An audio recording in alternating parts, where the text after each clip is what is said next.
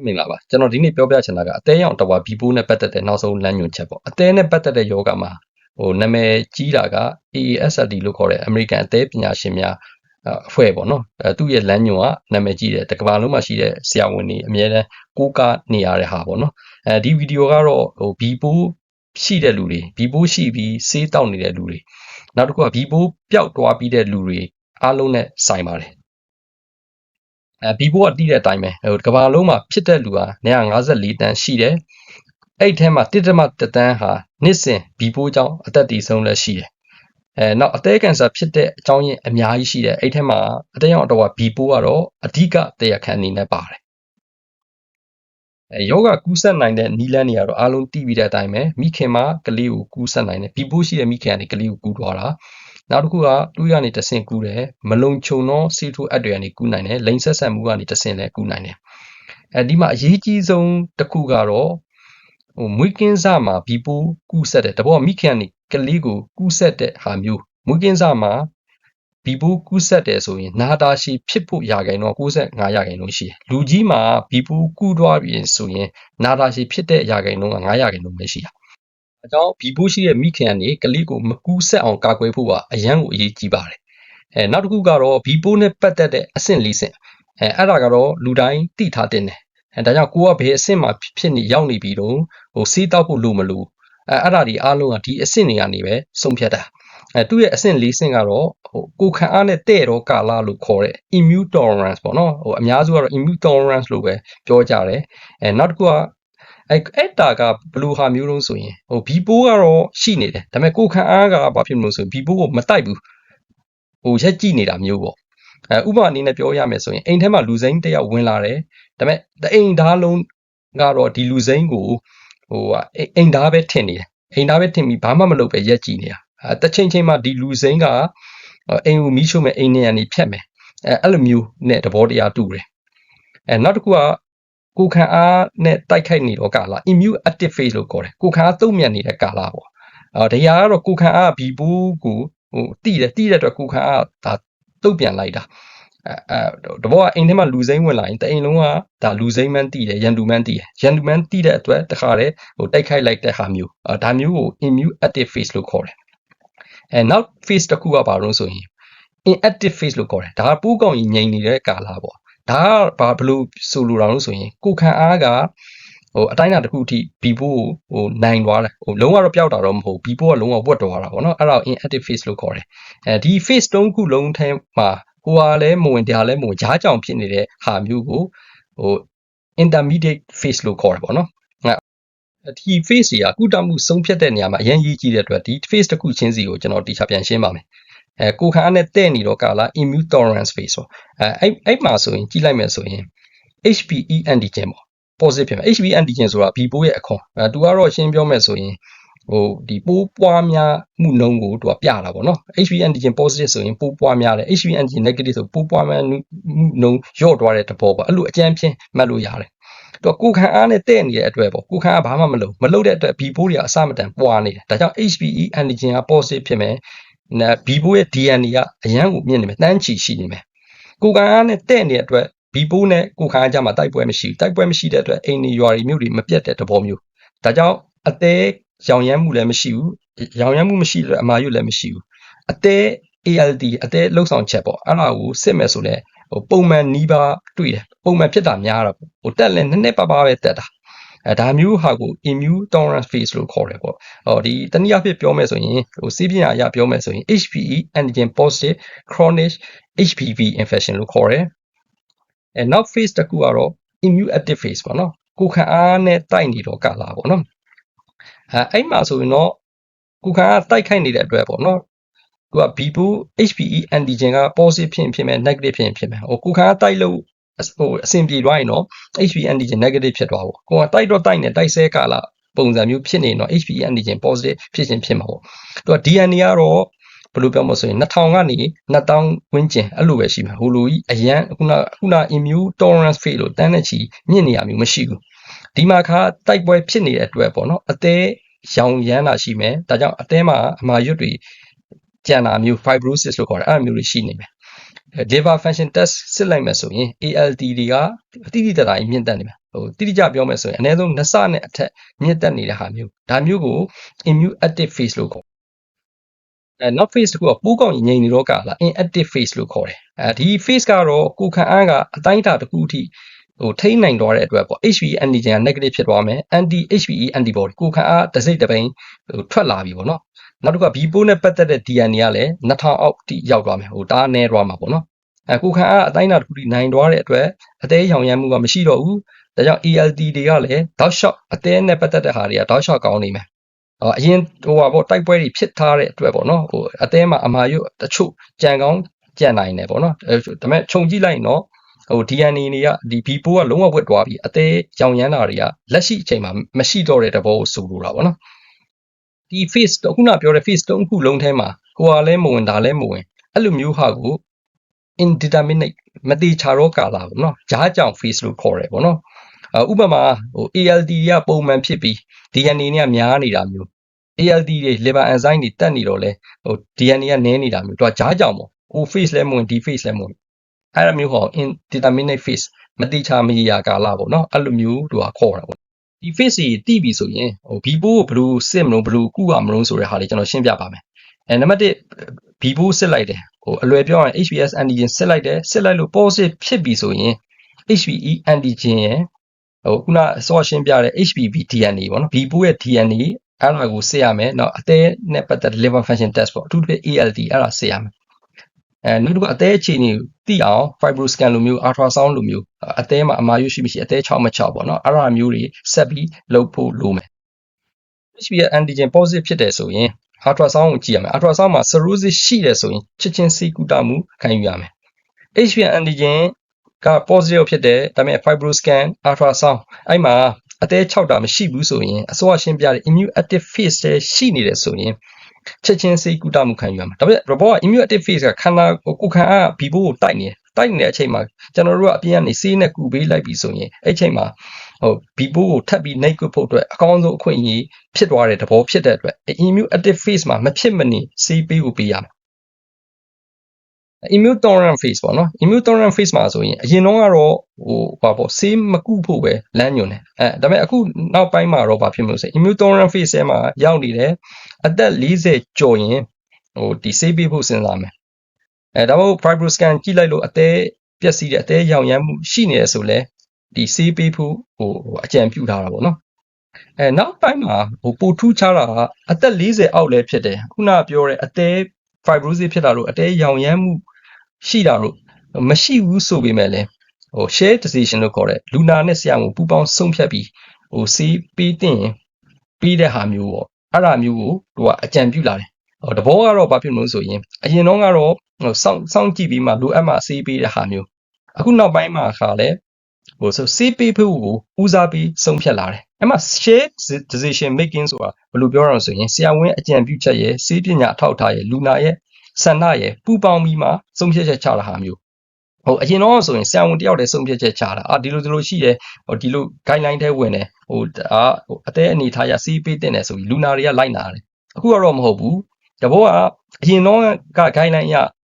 ဆေးပေးဖို့ indication မရှိပေမဲ့လည်းလူနာကသူစိုးရင်စိတ်များပြီးဒါဆေးတောက်ချင်တယ်ဆိုရင်ဒါဆရာဝန်နဲ့တိုင်ပင်ပြီးဒါဆေးပေးဖို့ဒါဆုံးဖြတ်လာတဲ့ဟာမျိုးပေါ့ဒီလို share decision making ကပါလာတယ်အရင်တော့ဆရာဝန်တယောက်တည်းဆုံးဖြတ်တယ်အခုကလူနာရဲ့စံထပါပါလာတဲ့တဘောကအရင်ကတော့စောင့်ကြည့်တယ်လိုအပ်မှဆေးပေးမယ်အခုကတော့ဆေးပေးဖို့ကိုဦးစားပေးလာတာပေါ့ဘာဖြစ်လို့လဲဆိုတော့ဘာတွေတွေးရလို့ဆိုတော့ဆေးပေးဖို့စောင့်ကြည့်နေတဲ့အချိန်မှာB ပိုးကရုတ်တရက်ထောင်တက်လာပြီးအသေးတွေရောင်အသေးတွေပျက်စီးပြီးလူနာတွေအန်ဒီရဖြစ်သွားတာမျိုးအသေးကန်စာဖြစ်သွားတဲ့ဟာမျိုးကမကြတွေ့လာတဲ့အတွက်ပေါ့နောက်ပိုင်းကျရင်နောက်ပိုင်းအနေအထားမှာဆေးပေးဖို့ကိုဦးစားပေးဆုံးဖြတ်လာကြတာပေါ့နော်indeterminate အဆင့်မှာလည်းသဘောတရားအတူတူပဲအရင်တော့စောင့်ကြည့်တာအခြေအနေကြည့်ပြီးမှပဲဆေးပေးတာမျိုးဆုံးဖြတ်တာအခုခါလို့မဟုတ်တော့ဘူး indeterminate အဆင့်မှာက antiviral ဆေးပေးဖို့ကိုအကြံပြုလာကြတယ်အထူးသဖြင့်ပူပေါင်းဆုံးဖြတ်ချက်ဖြစ်ပေါ့အကယ်၍အကြောင်းမျိုးကြောင့်ဆေးမတောက်ဖြစ်သေးရင်လည်းဆေးခန်းလာပြတဲ့အချိန်တိုင်းမှာပဲဆေးတောက်ဖို့လိုမလို့ပြန်ပြီးတော့အကဲဖြတ်ရတယ်ပေါ့အဲ့လိုအကဲဖြတ်ဖို့ဆိုရင်DNA တွေပြန်စစ်ရတယ် liver function test တွေပြန်စစ်ရတယ်အဲ့ပေါ်မူတည်ပြီးမှပြန်ပြီးဆုံးဖြတ်ရတာပေါ့ တဘောကအဲ့လိုမျိုးတွေပြန်မစစ်နိုင်ဘူးဆိုရင်တော့ဆေးတောက်ဖို့ကိုပိုဦးစားပြီးတင့်တဲ့တဘောပြောလာကြတာပေါ့နော်နောက်တစ်ခုကကျွန်တော်တို့ကဘီပိုးရှိရယ်ဆေးတောက်ပြီးပေါ့ပြဿနာဆေးကိုဘယ်ချင်းရက်ရမလို့ဆိုတဲ့ဟာမျိုးပေါ့နော်အဲ့ဒါမျိုးတွေကပြဿနာရှိတယ်ဒါအငင်းလဲပွားစရာရှိတာပေါ့နော်အရင်တော့ကအခြေအနေအရကတော့ဆေးပေးလိုက်တဲ့ HBs antigen ကတော့ positive တော့ဖြစ်နေတော့မယ်ဘာလို့သူကပျောက်ခဲတာဟောဘီပိုးကဒါပေမဲ့ cirrhosis လည်းမရှိဘူး HBe antigen ကလည်းမတွေ့တော့ဘူးဆေးတောက်တာကြာလာတဲ့အတွက်ပေါ့ HBV DNA ကလည်းမတွေ့တော့ဘူးအဲ့လိုမျိုးအနေအထားမှာဆေးတောက်နေတာလဲ3နှစ်နဲ့အထက်ရှိတယ်ဆိုရင်ကျွန်တော်တို့ကဆေးရက်ဖို့ပေါ့ဒီဆုံးဖြတ်လိရှိတယ်ပေါ့ဒါအရင်တော့ပေါ့အခုနောက်ပိုင်းမှာခါလဲ HBs antigen လုံးဝပျောက်သွားတဲ့အထိ confirm HBs antigen loss မဖြစ်မချင်းဆေးကိုလုံးဝမရရဘူးဆိုပြီးပို့ပြီးအကြံပြုလာတာပေါ့နော်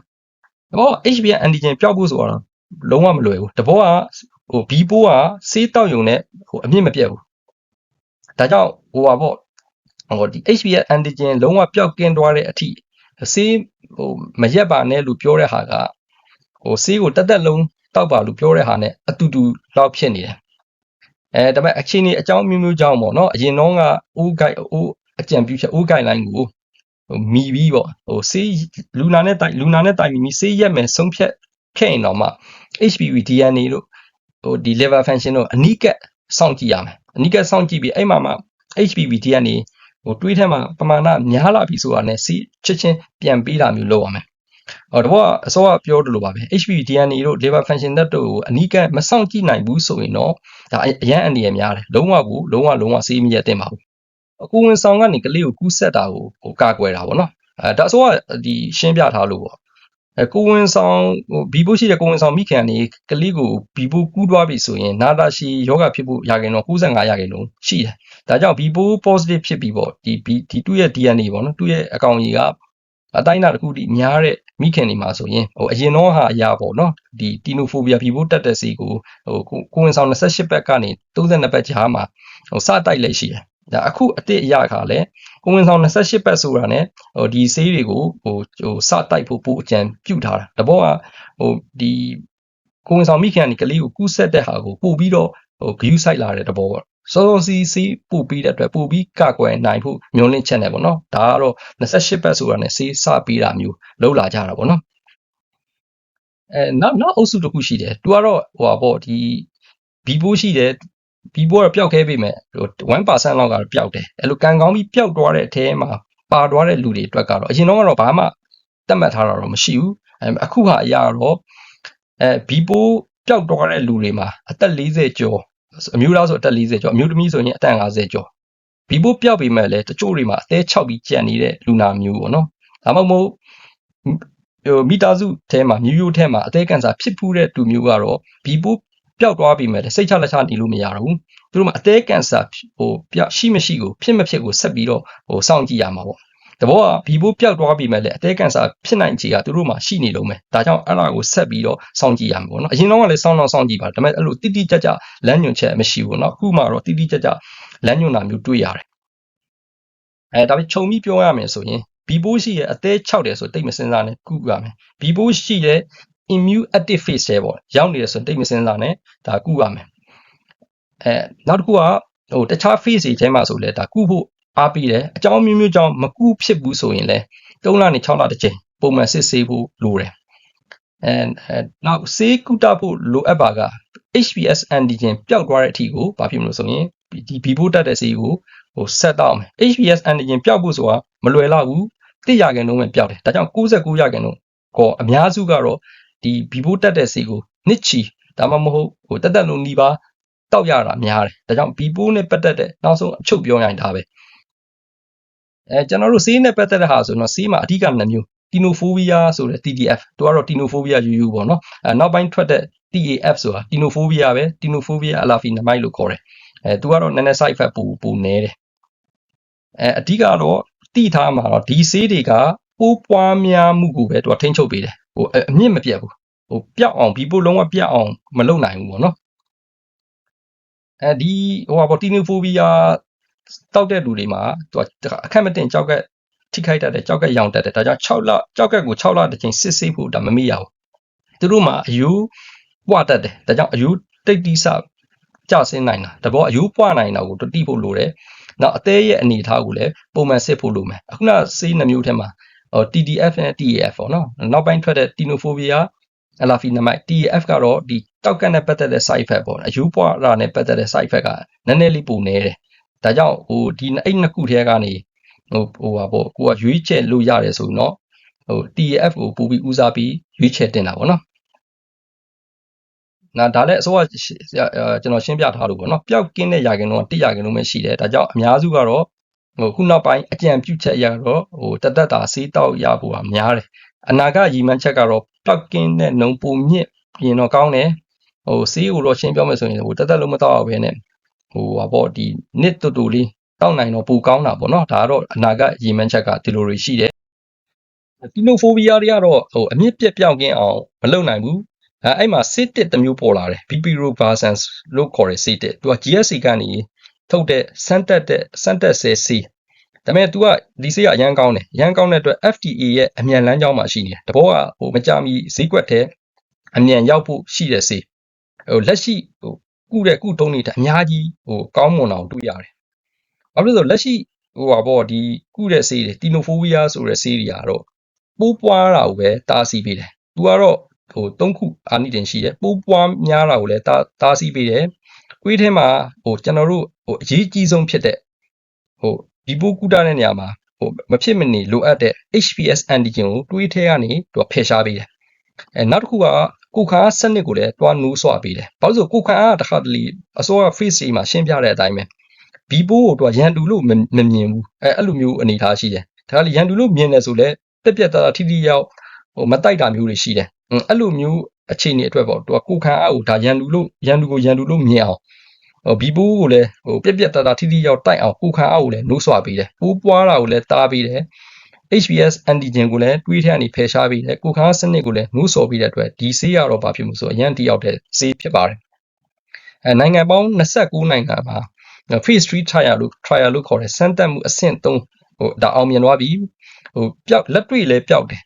အထူးဖြင့် HPS antigen ပမာဏနည်းတဲ့လူမှာပိုထိရောက်တာပေါ့နော်သူ့ရဲ့ trial တွေအရဆိုရင်ပျောက်တဲ့နှုန်းကတော့10%နှုန်းနဲ့အထက်ရှိတယ်ဒီအခုလက်ရှိသုံးနေတဲ့ Tinophobia ဆေးနဲ့ပေါင်းသုံးနေဆိုရင်ပျောက်နှုန်းကဒီထက်ပိုပြီးတော့မြင့်နေပြောတယ်ဘာဖြစ်ပေါ့နော်ဒီ Tinophobia တွေကတော့ပျောက်နှုန်း 1% ပဲရှိတယ်တော်တော်နည်းတယ်ဒီနောက်ပိုင်းထွက်တဲ့ဆေးနဲ့သူ့နဲ့ပေါင်းသုံးနေဆိုရင်ဘာဖြစ်10%နှုန်းအထက်ရှိလာတဲ့အတွက်ပေါ့နော်လူနာ10ယောက်မှာ1ယောက်ကျော်ပျောက်ဖို့မျှော်လင့်လို့ရပြီပေါ့နော်ဒါကြောင့်ဒီဆေးကတော့မကြမီဈေးကွက်ထဲရောက်လာမဲ့သဘောရှိပါတယ်ဒါကြောင့်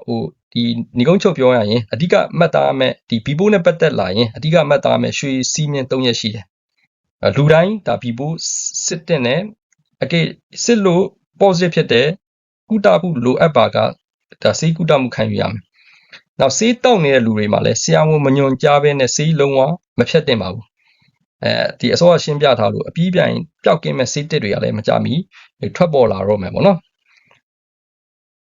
အဆုံးထိကြည့်ပေးတဲ့အတွက်အားလုံးကိုကျေးဇူးတင်ပါတယ်